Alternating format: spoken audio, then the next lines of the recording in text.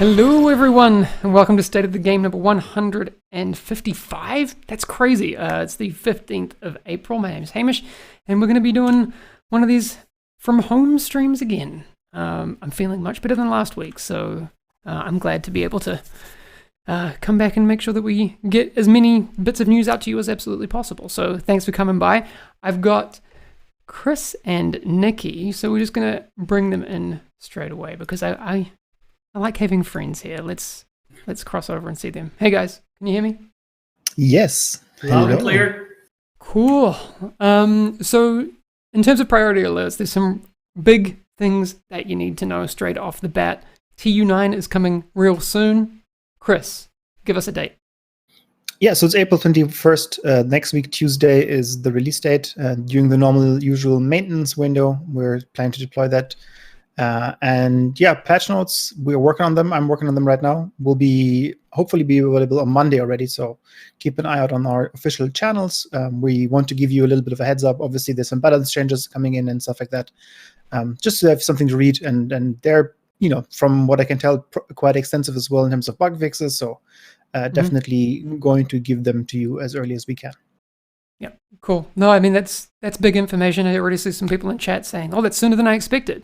Yeah, that's pretty quick. What's TU9? Yeah, so Chris, let's jump into that nice and quickly. We're going to have Nikki, and it's nice to have you here, Nikki, but we're going to be chatting to Nikki really soon about what's happening with exotics, and there's a new feature that he's been working on that we're going to show you for the very first time today.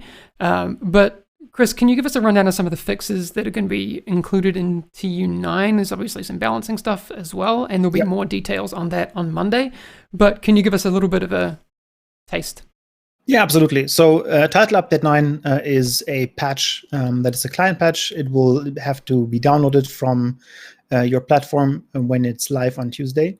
This is also special because we don't do client patches as often as we do server-side patches. The difference is, for example, in these client patches, we can also make UI changes. So any text changes, any things that, like, for example, some of the exotics will have changes to their functionality. To explain them properly, they have to be shown in the UI, they have to be localized and all that stuff.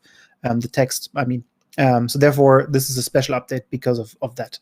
Additionally, we talked about some of the things that are going in. I'm just going to look at my notes here over to not miss anything.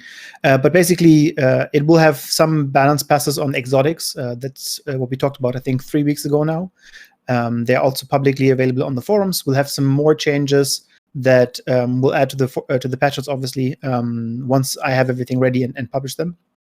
But we wanted to talk some hard hitters, some bug fixes that have been very important to the community. So one of them is we finally are able to fix the Angel of Mercy contaminated area. That was something that players couldn't do because basically the entrance was blocked, and this is why it's important. We lost Nikki. This is a problem.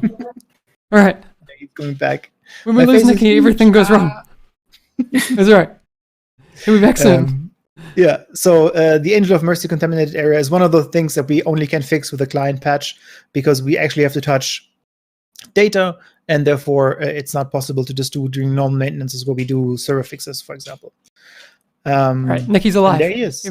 Nikki is back. And then I know that's something that has been tagged to me a couple of times, that the Nemesis doesn't trigger the focus talent, for example. That's also going to be fixed for that specifically. And then we talked about this 2 weeks ago, that focus doesn't, or that focus triggers when you use the Crusader shield, but you don't scope in. So that's also going to be changed. You'll actually just be able to scope in with a shield. So that functionality is finally there then as well. Okay, I'm assuming that happens for all levels of Zoom. We were chatting about this before the stream. Actually, we talked about this a few weeks ago when Bruce was on. And not necessarily that it was, I think Bruce said it was unintended, but it's not, it's just kind of one of those overlooked, undesigned things. And exactly. It just ended up being crazy powerful, especially with that classic M1A. I'm interested to see if there's any balance changes in the patch notes for that on Monday. Oh yeah, I think it's also like, I know that many people think it's very, very powerful, and I agree with that. Oh, it is. But for me, it was actually also annoying because I couldn't zoom in, and I actually like playing like a sniper kind of thing with the rifle and that scope. So the functionality will be there. That's great as well. Okay. Cool. While we're waiting for Nikki, I'm just going to continue down the list. I know that the PS4 trophy for the Thieves Den is something that people were talking about a lot because you basically need that trophy to have all the trophies finished. We are finally able to replace that. It's been a long time. It took a long time to get this sorted. Again, because it needs not only changes on our side, but also fixing the trophy and changing trophy tags, localization, all that stuff. So I'm sorry that it took so long, but that will be replaced. Currently, from what I understand, it is just going to be that you have to enter the Dark Zone. So it should be quite straightforward and still Dark Zone themed, even though it's not the Thieves Den, but that's also going to be fixed. Additionally, we also have some more things for gear sets. For example, the poker face of Aces on Eights not working properly. That's going to be in there. And then one thing that I want to point out, because again, it's exactly why we need these client fixes. The booster hive description has been wrong since the launch of the expansion. There was an oversight on the text update. So now it will correctly state that it delivers a stimulant that is increasing weapon damage and handling, because currently it just still says it delivers speed, which it doesn't do. Okay. Yeah, and other than that, we talked about this a little bit again 2 weeks ago. Exotic changes. We also are looking at gear changes. We talked about best in slot and all that stuff. And before I don't have the exact numbers yet, so I didn't want to linger onto that for too long. But we obviously make sure that we have everything in the patch notes to explain exactly what changes.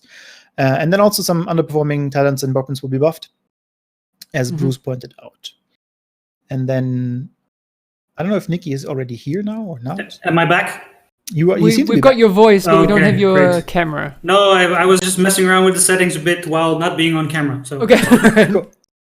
Sounds good. Sorry about that. My headset just decided to call it quits, or at least the connection. So it's weird. Yeah, we can hear it loud and clear. It's perfect. Good. One last thing that I wanted to say before we move on to the topic of Nikki's talk is obviously we're also seeing a lot of people tell us about PvP, and feedback is really, really appreciated. We have people here at Massive working on that.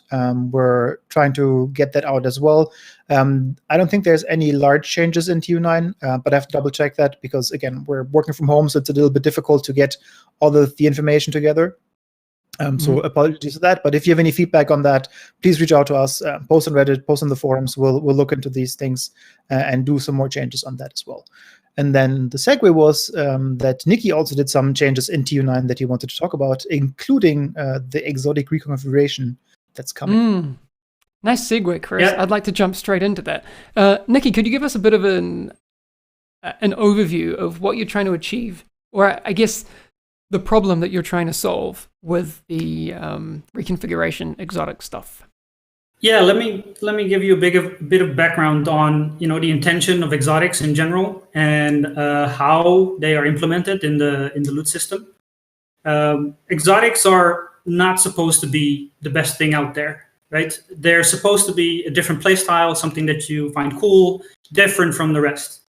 Okay. So that kind of means that if you find them, even though they are rare, they're not supposed to be like immediately god rolled, because that automatically makes them the thing to use just because they have the highest rolls. Okay. But the way that they are implemented in the loot system and the loot system, how it works in general, is that we have different tiers of content. Normal is kind of tier 1, and then legendary is tier 5, and everything in between there. And your rolls, they scale with the type of difficulty that you play. And that affects both the minimum rolls that you get and the distribution between that minimum roll and a full god roll of all the stats. And the exotics are kind of implemented in that same way. If you play on normal, an exotic is generated at that tier 1 power, which means it has kind of the opportunity to be very good, but also because normal doesn't guarantee very high minimums, it can also be pretty bad. So the base thing is you play higher difficulty of things, then you see better rolls.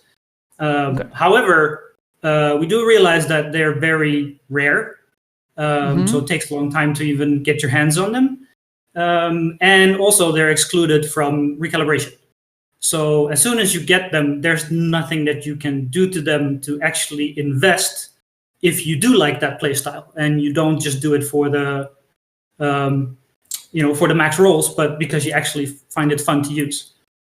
Before I get to the reconfiguring, I just want to say that with 2U9, we've done a change to make sure that when you do find an exotic, it will always be of the highest tier. So regardless of the difficulty that you play, the rolls will always have the highest minimum. That doesn't mean that they're God rolled, of course, but that means that they're at least decent and way better than what you would find or could find on normal or hard or something like that. So that's just to make the experience of finding one at least a little bit more enjoyable. Right. And then the second part is the reconfiguring, which is basically a repurposing of the upgrade functionality that we had before, and that we kind of didn't add to Warlords for several reasons that I won't go into again. We've talked about it before, but did want to bring back at some point to let people sitting on level 30 exotics to make those useful again. So first of all, the reconfiguring does that. When you do reconfigure an exotic, it's basically the first part is the upgrading part. So you can upgrade any level of exotic to level that you are currently at. So that means you can now turn level 30s into level 40s. Nice. I'm just bringing up the first image that we have here. Do you have this up on your screen, Nikki? Yep. Cool. Can you talk us through what we're seeing? Yeah, so the upgrade section in the crafting bench UI has made room for the reconfigure section. And it just shows you all of the blueprints that you have to reconfigure. And the upgrade blueprints that you already had will be turned automatically into reconfigure blueprints. And the ones that you are missing can still be purchased from Inaya as soon as you are in the possession of the exotic that the blueprint is for. And of course, we'll be adding blueprints for all of the exotics that launched with Warlords as well. Okay, all right. So let's say, we're just moving on to the next phase of this. Let's say I have a Bullet King that, the rolls aren't looking great on it. What do I can just reconfigure it? What does that mean? Yeah, so the second part of reconfiguring is the re-rolling part. So instead of recalibrating one stat, we want you to be able to get a better version of the exotics in all stats. So what this does, the reconfiguring, is basically re-rolling the entire exotic and assigning new values that are appropriate for the level that you're turning it into. And will always guarantee a pretty high minimum as well. So it's still like a range of things, but it's going to be at the upper end, and it's going to be higher than whatever you find the exotic at. But of course, there's also a risk to it that if you have a pretty decent exotic, then the re-rolling can turn it into something completely worse, or one stat that is lower than what you wanted it to be.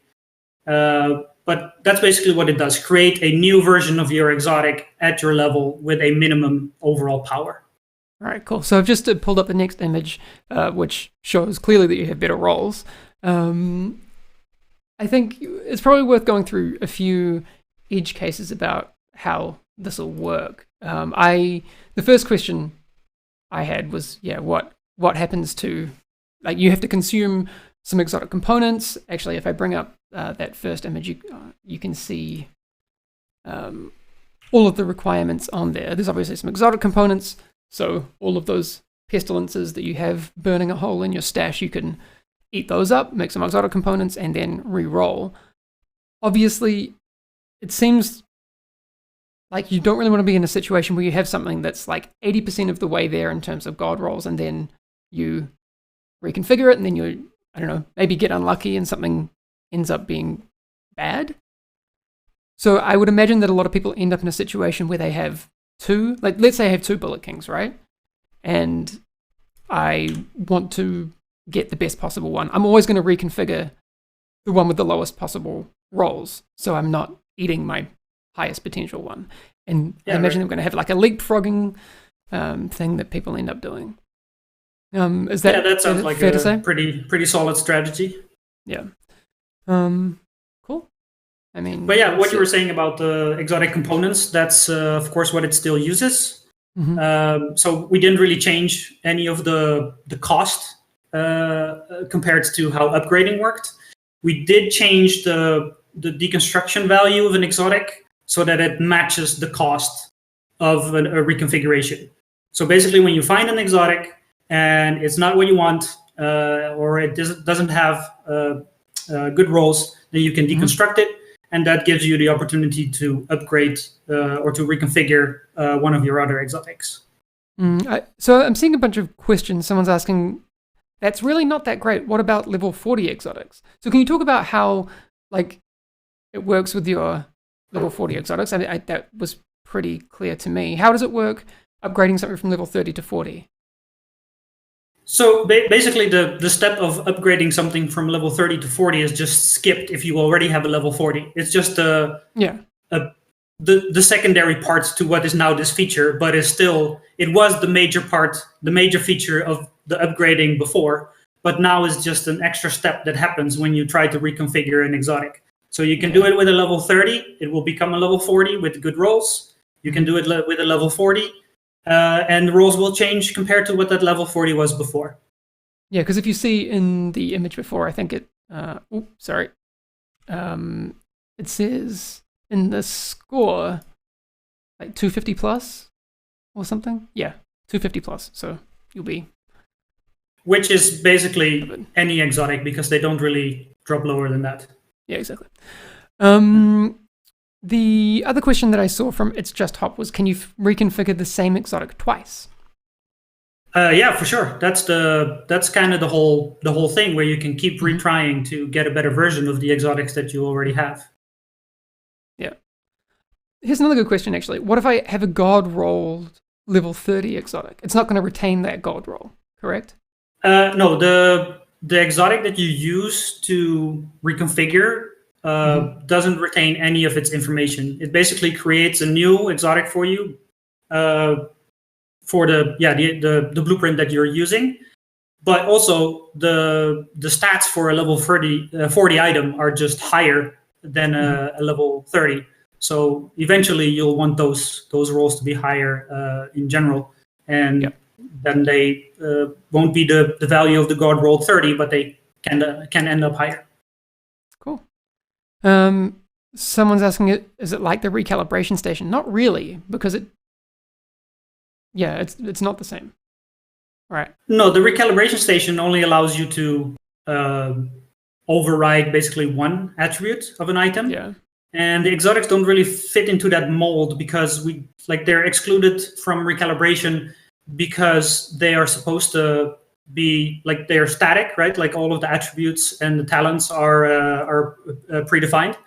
And recalibration lets you override one of those things into another thing.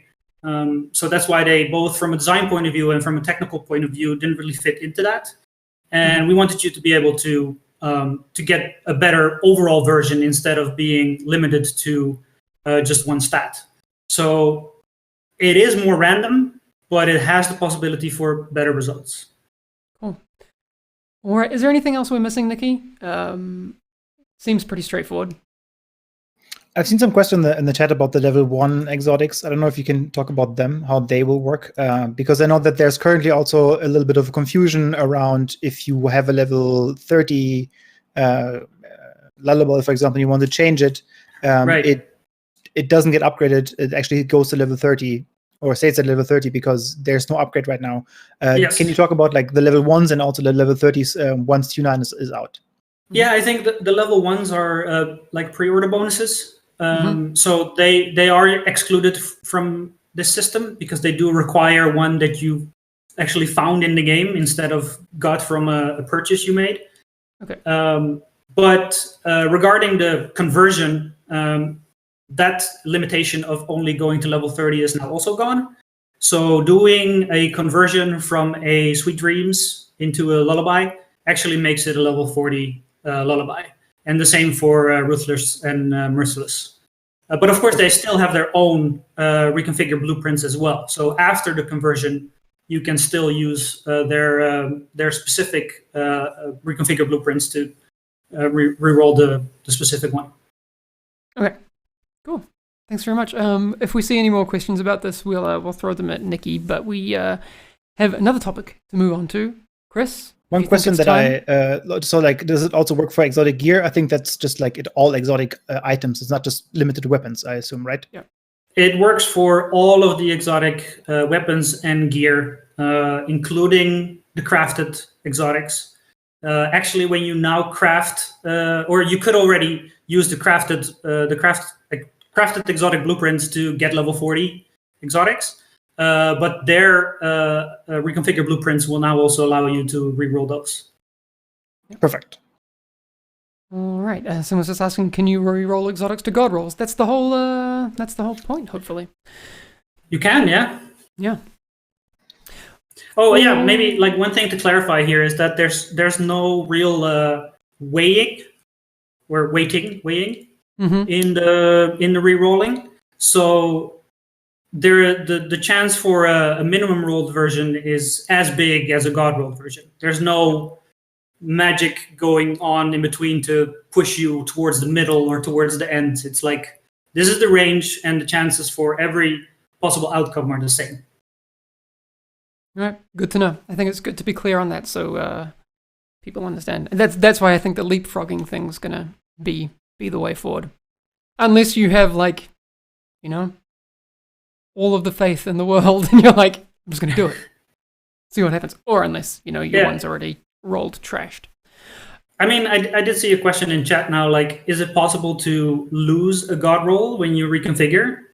That is indeed possible. Like if you have one attribute that is maxed out, you really have to decide whether you want to reroll and try to get those other ones higher up as well, or whether you keep that one and try to invest in another version of the exotic to try and leapfrog it, like you were saying. Cool. All right. Sorry, that was my Microsoft Teams going off. Some notifications in chat. You can blame Oliver. Oliver, if you're in chat. He's probably also in Twitch chat. So, okay. Chris, can you give us an update on where the seasons are at right now? Yes. So we're still in season 1. If you have missed that, Shadowtide is still ongoing. We're currently in the second week of Northeast League. We would have told you last week, if we had said of the game, that we changed the UI to be a little bit more clear when the league week changes. So between week 1 and week 2, you have overall the chance to get to level 60. You can do it in 1 week, or you can do it in 2 weeks. And the UI should be much clearer now and tell you exactly what you can get. Again, if you haven't looked at it, you can get 10 rewards for participating, and also a unique backpack trophy from the hyenas this time, I think, if I'm not mistaken. And then one thing that, as we talk about exotics, there's also an exotic cache. So you have a chance to get more exotics from that. Additionally, the Urban Jungle Apparel event, I know we were joking about this a couple of weeks ago on what is the date when it's ending and when it's going and all that stuff. So this week, so from Tuesday, yesterday, until next week, Monday evening or / Tuesday morning, depending when the maintenance starts for you in your time zone, you'll still be able to earn keys through gameplay. So every 4 shade levels, you get a key. After the maintenance next week, that will be over. You can still buy the keys. You can still use the keys that you earned. And you can also still gift keys if you want to buy some for your friends. But then the week afterwards, so on the 28th, the event is closing. And then you can't earn anything anymore from the event itself, or can't use any of the gifting options. That being said, we will post-event put the apparel for the Urban Jungle also into the store, so you can then buy items directly if you want to rather do that instead of using the apparel caches right now. And then next week, we also, when Title Update 9 is arriving, there's also a new Manhunt target. It will be Saturn, I think, will be available next week. If you're clicking in the background, that's my dog, by the way. She needs some attention. It's like, what is that? She's here. So I saw some confusion around the targets. So the targets will always be available for the whole season, so you don't have to rush them right now if you don't want to participate in that right now because you're doing some other things like the leagues or the global events, you can wait until the season ends or close to the season ending, because when all targets are available, you can just do them in one go and then do the prime target as well. That will give you the EMP sticky. So there's no need to do this in this specific week. There is a season event that's coming up next week again, where it gives you a double XP for 15 levels. So that has to be done in a week. But everything else, the target itself is free to go for as long as you want. And that's pretty much it for season 1 for now. All right. No, I'm looking forward to the next target coming up. It's gonna be cool. All right. I think I want to move over to, there's a couple of agent highlights that I really want to show off. I'm going to pull up. Before you go on there, if I can still stop you, because I saw some comments about Asian servers having some issues. So we're looking into this. We are trying to find out exactly what's happening, because the crashes that we're seeing are very unusual. So it might not be fully in our hands, but we're definitely investigating that right now. I just talked to the team before I came on here on State of the Game. And it just slipped my mind when we were talking about TU9. So we're definitely investigating that right now and looking into fixing that as soon as possible. That being said, it looks a little odd from what the team is telling me. Okay. And now to agent highlights. All right. We're going to move over now to our first agent highlight from Elwood, which I really like. I love digital painting. I'm terrible at it myself. I would love to learn and get better at it, but I'm too lazy. But for the people who aren't lazy and motivated to be awesome, that is really cool. And particularly I saw that one come by, actually. With the lighting. Yeah, Elwood nailed it. I think a lot of like digital painting can, I don't know, it always looks best when the lighting is like high contrast. And this is, I don't know, it just looks cool. And I wish I had these skills. I'm very jealous. Yeah, I think a lot of people are flexing their muscles right now in stay-at-home situation where they really show off their skills, and it's like really impressive what people can do when they have the time to do that. Yeah, Elwood, if you have like a 16:9 wallpaper version of this, I would be very, very happy. So, and also if you want to go over to C_Elwood on Twitter and throw a follow that way, you would be a very smart person. Likewise, if you went over to Wild Max's Twitter and you got the quality Animal Crossing content, the JTF and the shade flag, super cool. Max, Base of operations. Yes. Yeah, that's awesome. I love Not quite it. the White House, but still. Yeah. Also, Max is the guy you want in your Twitter feed when things like COVID are in the world, because Max knows everything. It's literally his job. So, personal thank you to Max for being awesome. But that's very cool. I haven't actually touched Animal Crossing yet. My girlfriend's playing the crap out of it. Chris, have you jumped in, Nikki, playing Animal Crossing? No. I do not own a Switch. I do own a Switch, but I was not that interested. I was playing Doom and then now Final Fantasy VII Remake, so lots of things happening. But yeah, Animal Crossing, not quite my game. But I love all of the things that people are doing with the transmogrification or like the flags and all that stuff. It's really, really cool how much people bring in like their love from other games into the Animal Crossing. I think that's fantastic. Yeah, I've seen a bunch of people doing like the agent hat, and I've seen like the hoodie and all sorts. Really cool. All right. That's going to be pretty much all for today. If you missed the fact that Chris owns a bear, he's probably going to show you in a second. The gigantic bear that, oh my God. Very cool. Hi. All right. Best content. She just wouldn't stop walking around here because she wanted a treat. Yeah, fair enough. Me too. So if you missed the news as well, like next Tuesday, April 21st, TU9 is dropping in the morning during the usual maintenance time. There'll be full patch notes on Monday, Chris promised, so I'm excited about those. Thank you. No pressure. You also, if you want to find out more about the exotic reconfiguration, we showed a bunch of stuff about 15 minutes ago, so you may want to just jump in the VOD and rewind that. But that's going to be all. Definitely stay tuned. I know a lot of people are asking for what's coming in TU9. Those things will be in the patch notes because I know Chris is crazily working from home and trying to get as much information into those patch notes as possible because that's the stuff we need to know. I know that's very important to everyone.